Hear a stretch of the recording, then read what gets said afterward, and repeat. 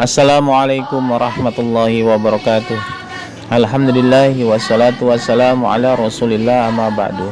Alhamdulillahirabbil alamin. Bagaimana kabarnya sahabat-sahabatku? Semoga Allah lancarkan selalu di bulan puasa ini dan Allah terima semua amal kebaikan kita. Amin ya rabbal alamin. Baik sahabat konten Islam yang berbahagia, kali ini kita akan mendengarkan ceramah dari Ustadz Khalid Basalamah tentang bersedekah karena Allah. Bagaimana pembahasan dari beliau? Mari kita simak saja videonya. Semoga menambah ilmu dan bermanfaat untuk kita semua.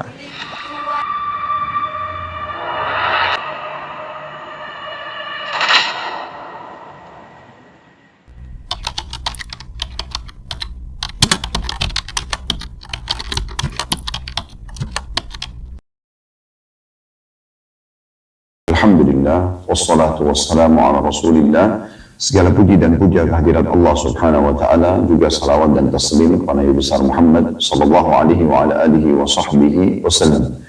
Bab yang perlu diperhatikan oleh setiap muslim, yaitu anjuran dan dorongan bersedekah. Berikut keterangan tentang sedekah orang yang pas-pasan dan orang yang bersedekah dengan apa yang tidak diinginkan. Jadi gambaran bab ini sebenarnya yang kita ingin sampaikan pesannya, atau yang ingin disampaikan pesannya, bersedekahlah wahai muslim, walaupun kondisimu pas-pasan. Karena memang sedekah ini adalah kemuliaan jiwa. Seseorang kalau sudah ingin memberi apa yang dia miliki, berbagi dengan orang lain, berarti dia punya kemuliaan jiwa. Dia akan lebih penyayang, pengasih. Dia juga akan menghilangkan sifat pelit, bakhil dalam hidupnya, dari kehidupannya. Dia juga akan lebih mudah untuk memaafkan. Banyak hal-hal yang bisa muncul yang merupakan kemuliaan jiwa dari sedekah itu. Saudaraku seiman, seorang muslim tidak harus menunggu kaya baru kemudian dia bersedekah. Terlalu banyak dalil-dalil yang akan kita sampaikan nanti, yang saya katakan tadi kurang lebih ada 31 urutan hadisnya. Walaupun dalam satu nomor urut ini bisa beberapa riwayat disebutkan, artinya ada puluhan hadis yang berbicara tentang anjuran bersedekah walaupun kondisi kita pas-pasan, dan ini merupakan anjuran dalam agama. Jadi tidak menunggu kita kaya raya. Mungkin Anda masih mengingat hadis Nabi alaihi salatu wassalam yang pernah kami sampaikan, yang kata Nabi SAW, siapa yang membangun rumah Allah di muka bumi, maksudnya masjid, maka Allah akan bangunkan baginya istana di surga. Ada seorang sahabat mengatakan, ya Rasulullah, tidak semua orang mampu membangun masjid. Karena dalam pikiran sahabat ini harus memiliki dana atau anggaran yang cukup untuk membangun satu masjid. Satu orang satu masjid. Maka Nabi SAW berikan gambaran dan meringankan permasalahan ini sambil mengatakan atau meringankan tuntunan dan atau anjuran ini. Kata Nabi SAW, Allah akan memberikan pahala ini kepada siapapun yang bersedekah membangun rumah Allah di muka bumi walaupun seperti sarang burung. Artinya sesuai dengan kemampuanmu. Walaupun kamu tidak mampu untuk membangun utuh semuanya, misalnya bangunan satu masjid 1 miliar, Anda cuma punya 100.000 rupiah, 1 juta rupiah, 50.000 rupiah, 1.000 rupiah pun, 500 rupiah pun, kalau cuma itu kemampuan Anda dan Anda berikan, sumbangkan di kotak amal yang nanti akan dipakai untuk pembangunan masjid, maka sudah cukup Anda akan mendapatkan istana di surga. Sesuai dengan kemampuan kita tentunya. Maka ini menjawab dengan sangat jelas dan gamblang kalau seorang muslim tidak menunggu untuk menjadi kaya raya dulu baru sedekah. Demikian juga dengan hadis tentang buka puasa. Kata Nabi SAW, siapa yang membuka puasakan orang yang berbuka puasa, atau siapa yang membuka puasakan orang yang berpuasa, maka dia akan mencapai atau mendapatkan pahala orang yang dibuka puasakan tersebut tanpa mengurangi sedikit pun dari pahala orang yang sedang dibuka puasakan. Maka ada sahabat yang mengatakan, ya Rasulullah, tidak semua orang mampu membuka puasakan orang. Mirip tadi kasusnya, sahabat yang bertanya ini berpikir dia harus menyiapkan makanan yang lengkap. Dan mungkin satu porsi makanan, anggaplah kalau kita tarik di hari kita sekarang ini, mungkin yang ideal bisa antara 20.000 sampai 30.000 rupiah. Sudah ada nasi dan lauknya serta sedikit sayur misalnya. Maka sahabat ini berpikir, kalau untuk mengejar pahala membuka puasakan orang berarti harus makanan lengkap. Apa jawaban Nabi SAW? Allah akan memberikan pahala ini bisa mendapatkan pahala membuka puasakan orang, walaupun hanya dengan sebutir kurma atau susu yang dicampur dengan air atau setubuk air bahkan. Ya. Dan Nabi SAW mengatakan dalam riwayat lain, siapa yang menghilangkan haus seseorang mukmin, ya, di sini maksudnya pada saat buka puasa, maka dia pun akan diberikan minum dari telagaku pada hari kiamat. Atau kama qala Nabi SAW. Jadi mudah sekali sebenarnya untuk meraih pahala sedekah ini. Sementara sedekah ini kalau rutin Anda kerjakan, banyak sekali manfaatnya. Ya. Dia bisa memperbanyak harta Anda. Ya. Karena kata Nabi SAW, dalam hadis ya, mana qasamalun min sadaqah, tidak akan berkurang harta karena sedekah. Ya. Tapi dia akan bertambah. Kemudian juga dalam surah Saba, surah nomor 34 ayat 39, Allah memastikan, a'udzubillahi minasyaitonir rajim, wa ma anfaqtum min syai'in fahuwa yukhlifu. Ya, apapun yang kalian infakkan di jalan Allah, maka pasti dia akan menggantikannya. Misal. Kemudian juga jelas sekali bagaimana hadis-hadis yang akan kita bahas di bab ini akan Anda dengarkan, semuanya menggambarkan sedikit sedekah pun yang penting ikhlas akan mendatangkan respon dari Allah Subhanahu wa taala. Allah akan balas dalam bentuk rezeki di dunia, Allah juga akan memberikan dalam bentuk pahala yang besar pada hari kiamat. Dan berapa banyak orang yang kena penyakit kronis bisa sembuh dengan sedekahnya. Berapa banyak orang yang punya permasalahan berat bisa selesai dengan sedekahnya. Dan itu semua tergabungkan dalam sabda Nabi sallallahu alaihi wasallam, as-shadaqatu tudfi'u ghadabur rabb. Sesungguhnya sedekah bisa meredam murkanya sang pencipta Allah. Jadi hukuman dari Allah akan hilang dengan kita bersedekah. Oleh karena itu teman-teman sekalian, di awal judul kita ini perlu sekali untuk difahami oleh setiap muslim. Perlu sekali untuk difahami oleh setiap muslim kalau sedekah adalah anjuran dalam agama, walaupun dia belum mencapai derajat orang-orang kaya. Tapi dia boleh bersedekah dengan apa yang dia miliki. Bahkan pernah ada sebuah riwayat yang sangat luar biasa, di mana seorang sahabat menyumbang dengan 100 dirham dan yang satu dirham. Lalu Nabi SAW mengatakan, Allahu Akbar, 1 dirham mengalahkan 100 dirham. Maka seorang sahabat mengatakan, ya Rasulullah, bagaimana kami memahami ini? Ya. Karena jelas-jelas secara kuantitas 100 sama 1 beda. Maka kata Nabi SAW, karena orang yang bersedekah dengan 1 dirham tidak punya kecuali itu, maka Allah menghitung dia bersedekah dengan seluruh hartanya. Sementara orang yang menyumbang 100 dirham, dia punya banyak harta. Maka jadi kecil nilainya. Jadi misalnya, Anda hanya punya 2.000 rupiah. Anggap Anda susah sekali. Lalu Anda bersedekah dengan 2.000 rupiah. Allah bukan menilai 2.000 rupiahnya, tapi Allah menilai itu adalah seluruh harta yang Anda miliki. Dibandingkan orang yang menyumbang 100 juta, tapi dia punya ya mungkin 10 triliun, 20 triliun. Jadi 100 juta itu kecil sekali. Ya. Maka di sini kemahaadilan Allah Subhanahu wa taala. Oleh karena itu teman-teman sekalian, selalu rutinkan sedekah karena manfaatnya sangat banyak sekali. Ya. Sebagian salaf mengatakan sedekah itu bisa menghilangkan 70 bab masalah atau musibah dalam kehidupan kita.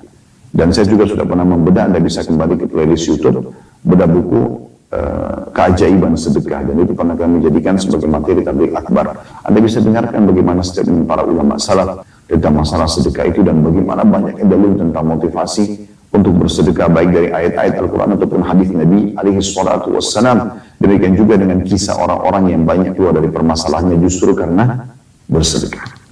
Baik teman-teman sekalian, itu kurang lebih gambaran tentang judul kita, dan saya akan coba masuk membahas hadis pertama dalam bab kita ini. Dan di sini ada, saya lihat hadis 1A sampai 1C.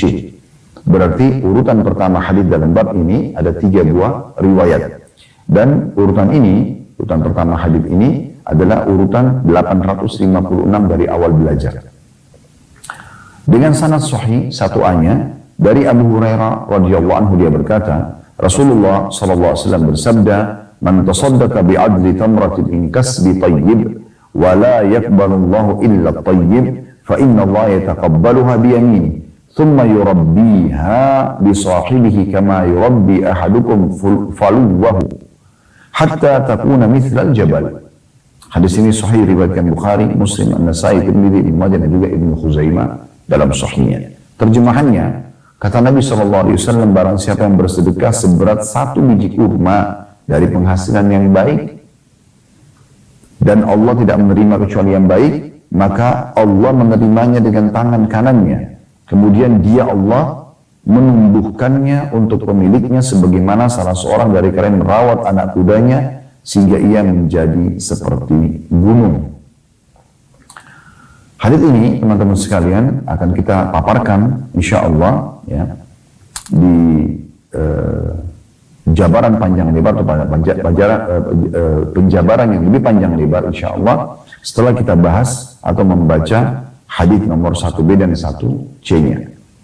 1B-nya dengan sanad sahih dalam satu riwayat dimiliki oleh Ibnu Khuzaimah berbunyi innal abda idza tasaddaqa min thayyibi taqabbalaha Allahu minhu wa akhadhaha bi yaminihi farabbaha kama yurabbi ahadukum muhrahu aw fasilahu wa inna rajula la yatasaddaqu bil luqma fatarbu fi yadillahi aw qala fi kaffillah hatta takuna mithla al-jabali fatasaddaqu. Sesungguhnya jika seorang hamba bersedekah dari hasil yang baik, halal, maka Allah menerimanya darinya. Dia Allah mengambilnya dengan tangan kanannya dan menumbuhkannya sebagaimana salah seorang dari kalian merawat anak kudanya atau anak untanya. Dan sesungguhnya seorang laki-laki bersedekah dengan satu suapan, maka ia tumbuh di tangan Allah atau dikatakan di telapak tangan Allah, sehingga ia menjadi seperti gunung, oleh karena itu bersedekahlah. 1C-nya, sahih di ghairihi, menjadi sahih karena dikuatkan dengan riwayat-riwayat lain. Dalam riwayat lain yang sahih dimiliki oleh At-Tirmidzi, Rasulullah SAW bersabda, Inna Allah yakbalu sadaqah wa ya'khudhaha biyamini fayurabbiha li ahadikum kama yurabbi ahadukum muhrahu hatta innal luqmata la tasiru mithla Uhud. Sesungguhnya Allah menerima sedekah dan mengambilnya dengan tangan kanannya. Kemudian dia Allah menumbuhkannya untuk salah seorang dari kalian sebagaimana salah seorang dari kalian menumbuhkan atau merawat anak kudanya. Sehingga satu suapan saja bisa menjadi seperti Uhud. Hadis ini diriwayatkan oleh Imam Malik dan atau dengan riwayat senada diriwayatkan juga oleh Tirmidzi dari Sa'id bin Yasar secara mursal tanpa Abu Hurairah. Dari hadis ini ya, kita bisa mengambil banyak sekali faedah dan manfaat tentunya ya. Namun sebelumnya saya akan menambahkan dulu ada di 1C bagi teman-teman yang pegang bukunya itu setelah menjelaskan atau diterjemahkan hadis ada footnote nomor 1. Ada footnote nomor 1 di bawah. Di sini dikatakan Uhud dengan hamzah dan ha dibaca dhamma. Gunung Uhud yang terkenal di kota Madinah. Dalam buku asli tertulis pembenaran hal ini dalam kitab dalam kitab Allah. Maksudnya pembenaran tentang Allah akan melipat gandakan ya pahala itu sampai seperti besarnya gunung dan Allah menerima sedekah itu sejalan dengan firman Allah Subhanahu wa taala dalam surah At-Taubah ayat 104. Yang bunyi a'udzubillahi minasyaitonir rajim alam ya'lamu anna Allah wa yaqbalu taubata 'an ibadi wa ya'khudhu shadaqat al-ayat. Tidakkah mereka mengetahui bahwasanya Allah menerima taubat dari hamba-hambanya dan juga menerima sedekah-sedekah. Juga sejalan dengan surah Al-Baqarah ayat 276 yang bunyinya yamhaqullahu riba wa yurbis shadaqat. Allah memusnahkan riba dan menyuburkan sedekah. Syekh Albani rahimahullah ya, yang menelusuri buku ini mengatakan, saya membuang tambahan ini karena Abbad bin Mansur meriwayatkannya secara sendiri dan karena ia menyelisih riwayat yang sahih yang sebelumnya dan juga riwayat Malik yang mursal berikut. Lain dengan yang ditangkap secara salah atau secara salah dari ucapan penulis. Perhatikanlah, di buku aslinya tercantum begini, dialah yang menerima taubat dari hambanya dan menerima zakat. Tiga orang ini ya, tidak tahu apa yang mereka nukil dari An-Naji yang mengingkari Tirmidzi dengan ucapannya. Bagaimana mungkin mensahihkannya sementara padanya terdapat Abbad bin Mansur yang dhaif. Mereka tidak mengetahui ini, lalu mereka mengatakan Hasan, dan ini ditambah penyelisihan di atas.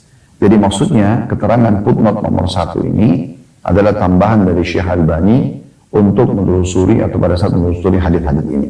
Intinya teman-teman sekalian, kita kembali saja kepada penjelasan 3 buah riwayat hadis tadi. Tadi saya bacakan ini karena memang kita sedang membedah buku ya, tapi tidak akan fokus membahas masalah footnote-nya. Kita akan bahas 3 buah hadis yang tadi sudah saya bacakan. Kita ambil makna global hadis dulu. Makna umumnya hadis-hadis yang sudah kita baca ini adalah ada janji positif dari Allah Subhanahu wa taala melalui lisan Rasulnya Muhammad sallallahu alaihi wasallam kalau siapapun yang bersedekah walaupun kecil dipastikan Allah akan menerima selama dia ikhlas. Dan tidak cukup sampai di situ. Allah bukan catatkan saja sebagai pahala, tapi Allah akan terus menumbuhkan sedekah itu sampai bahasa Nabi SAW sesuap makanan saja yang diberikan ya, itu sudah cukup untuk menjadi besar seperti Gunung Uhud. Dan perumpamaan Gunung Uhud ini sering digunakan oleh Nabi SAW untuk menggambarkan besarnya.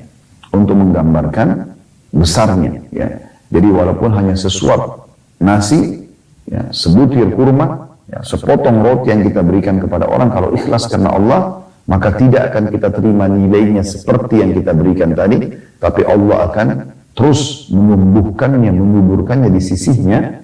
Ya, kemudian Allah akan berikan bahkan bisa sesuap, bisa sebesar Gunung Uhud. Dan itu hitungannya kilometer ya, diameternya itu sangat besar Gunung Uhud tersebut. Baik teman-teman sekalian, kita akan coba mengambil mutiara daripada hadis seperti biasa. Yang pertama, anjuran untuk bersedekah, memperbanyak sedekah. Ya, anjuran memperbanyak sedekah diambil daripada potongan sabda Nabi SAW, "Man tasaddaqa bi'adli tamratin."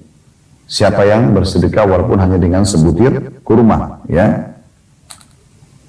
Kemudian juga diambil daripada potongan hadis Nabi SAW di satu C-nya, tadi itu potongan satu ayat. Potongan satu C, "Innal luqmata la tasiru mithla Uhud."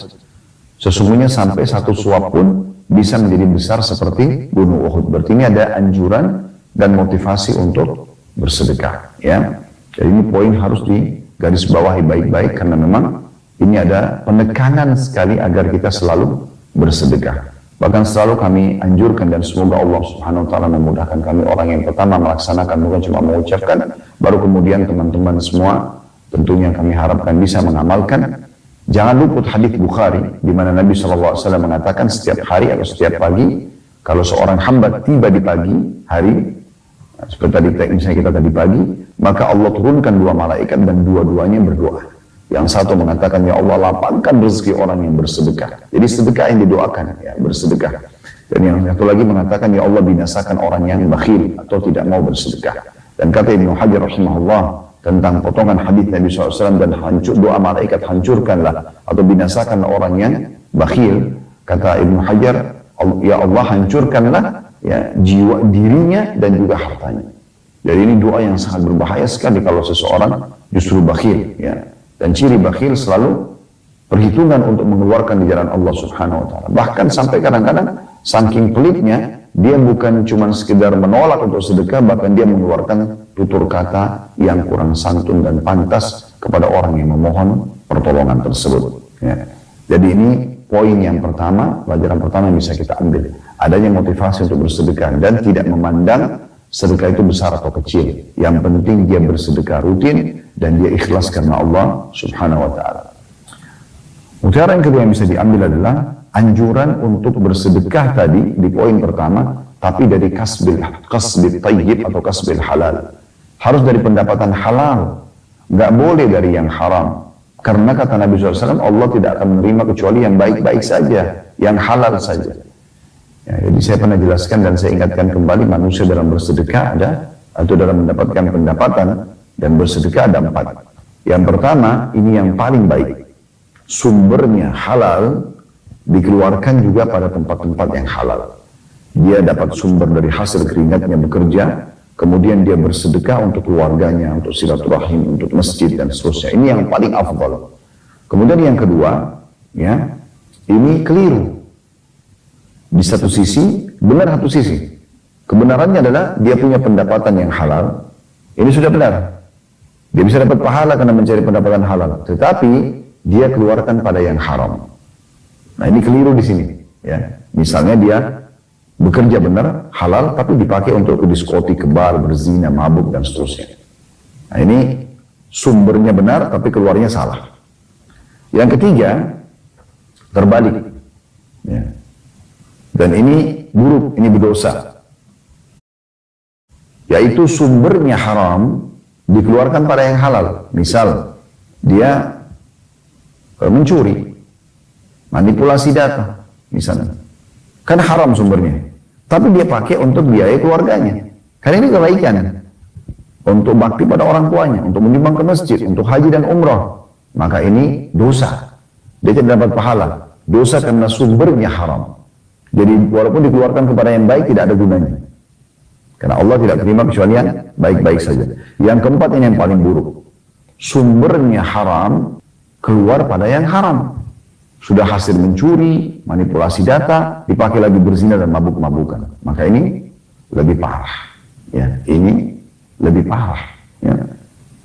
Jadi harus digarisbawahi teman-teman sekalian, Allah tidak menerima kecuali yang baik saja. Ya. Inna Allah tayyibun la yaqbalu illa tayyiba. Sebagaimana Nabi SAW bersabda, ya, Allah itu baik, suci, bersih, sempurna, tidak akan terima kecuali yang seperti itu juga. Jadi ini diambil daripada potongan sabda Nabi SAW, ya, min kasbi tayyibin wa la yaqbalu Allah illa tayyib. Harus dikeluarkan dari yang pendapatan yang baik dan Allah tidak terima kecuali yang baik. Pelajaran yang ketiga, atau mutiara yang ketiga yang bisa kita ambil adalah bagaimana Allah Subhanahu wa taala menerima sedekah yang ikhlas karenanya. Dan Allah menerima dengan tangan kanannya. Riwayat lain, telapak tangan Allah. Dan termasuk hal yang dianjurkan oleh para ulama adalah kita mengimani apa adanya. Ya. Kita tidak membayangkan tangan Allah seperti apa, tapi kita mengimani sebagaimana Nabi SAW sampaikan. Tanpa mentakwilkannya, mengalihkan maknanya, mengatakan, oh ini bukan tangan Allah. Allah menerima dengan tangan kanannya, begitu Nabi SAW sampaikan, kita imani apa adanya. Tanpa harus menginterpretasikan, tanpa harus mentakwilkan, tanpa harus menolaknya, tanpa harus menyerupakan dengan makhluknya. Ya, kita kembali kepada firman Allah Subhanahu wa taala, "Laisa kamitslihi syai'un wa huwas samiul basir." Allah tidak ada yang menyerupainya dan dia maha mendengar juga maha melihat. Ya. Jadi Allah menerima semua sedekah dengan tangan kanannya, kemudian Allah menumbuhkannya. Tapi ini pelajaran ketiga adalah disebutkan Allah menerima dengan tangan kanannya. Pelajaran yang keempat atau mutiara yang keempat teman-teman sekalian, bahwasanya sedekah yang dikeluarkan itu akan ditumbuhkan oleh Allah Subhanahu wa taala. Dan digambarkan dalam hadis-hadis ini bagaimana Allah Subhanahu wa taala menumbuhkannya sebagaimana juga seseorang di antara kita membesarkan anak kudanya. Ya, biasanya anak kuda itu kalau mau dibesarkan butuh perawatan khusus, ya. Diberikan makan. Umumnya lah hewan-hewan juga, ternak, ya, kambing, sapi sama ayam. Kita kalau dari kecil kita kan butuh perhatian khusus yang memberikan makanan-makanan khusus, perawatan, perlindungan dan segala macam sampai dia tumbuh besar. Nah Allah Subhanahu wa taala akan menjaga itu. Jadi ibaratkan Nabi SAW sedekah tersebut dijaga sampai dia akan tumbuh besar. Namun tumbuh besarnya bukan seperti kuda yang mungkin ya dari sekian sentimeter ke sekian sentimeter. Enggak. Nabi SAW gambarkan bagaimana kemahamurahan Allah sampai ya sesuap makanan pun Allah bisa ubah menjadi seperti gunung Uhud. Ya. Diambil dari potongan sabda Nabi SAW, wa inna rajula la yatasaddaqu bil luqmah. Bahwasanya seseorang bersedekah dengan sesuap makanan, fatarbu fi yadillah au fi kaffillah, maka dia akan terus tumbuh di tangan Allah atau di telapak tangan Allah hatta takuna mithlal jabal, sampai menjadi besar seperti gunung. Itu diambil dari potongan hadis satu B-nya, dan di satu C-nya hatta innal luqmata la tasiru mithla Uhud, sampai-sampai sesuap makanan bisa sebesar Uhud. Oleh karena itu Nabi menutup hadis di satu B-nya luar biasa. Kata beliau, fatasaddaqu. Oleh karena itu segera bersedekah kalian. Jangan ditunda-tunda. Nah ini pelajaran yang bisa kita ambil dari hadis ini. Kita masuk ke hadis kedua. Nah, ini mirip sebenarnya, semakna gitu. Hadis kedua dengan sanad sahih, urutan 857 dari awal belajar berbunyi dari Aisyah radhiyallahu anha dari Rasulullah sallallahu alaihi wasallam beliau bersabda, "Inna Allah la yurabbi bi ahadikum at-tamrata wal luqmah kama yurabbi ahadukum faluwahu aw fasilahu hatta takuna mithla Uhud." Sesungguhnya Allah menumbuhkan satu suapan atau satu biji kurma milik salah seorang dari kalian.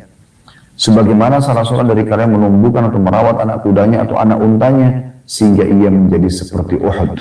Hadis ini diriwayatkan oleh Tabarani Ibnu Hibban dalam sahihnya, dan lafaz ini dalam miliknya Ibnu Hibban. Dari hadis ini mirip tentunya semakna dengan hadis sebelumnya, ya, urutan nomor 1 dari 1A sampai 1C tadi, bahwasanya ada motivasi untuk bersedekah dan walaupun untuk kecil sampai digambarkan sini dengan sebutir kurma atau sesuap makanan. Sebutir kurma umum semua orang, ya, dari zaman Nabi SAW sampai di zaman kita sekarang mudah sekali untuk mendapatkan sebutir kurma. Karena memang kurma umumnya dijual bukan per butir, tapi dijual per kilo, per ons gitu kan. Umumnya per kilo lah, 1 kilo pun 10 real, 15 real. Di Indonesia pun ada kurma-kurma yang hanya puluhan ribu rupiah, ya. 30 ribu rupiah, 50 ribu rupiah, 100 ribu, 200 ribu rupiah, banyak sekali, ya, kurma-kurma yang bisa kita dapatkan. Sehingga satu butir kurma itu sangat kecil nilainya. Nabi SAW menggambarkan itu. Bagaimana dengan sebutir kurma pun atau sesuap makanan, satu sendok makanan yang kita masukkan di mulut istri kita, di mulut anak-anak kita, atau kita sedekahkan kepada orang fakir miskin, atau kita berikan kepada teman-teman dengan mentraktir mereka, maka itu sudah cukup dinilai di sisi Allah Subhanahu wa Ta'ala. Yang penting ikhlas karena Allah, maka Allah akan tumbuhkan seperti tumbuhnya atau bahkan menjadi besar seperti gunung Uhud. Dan ini semakna saya katakan tadi dengan hadis nomor 1.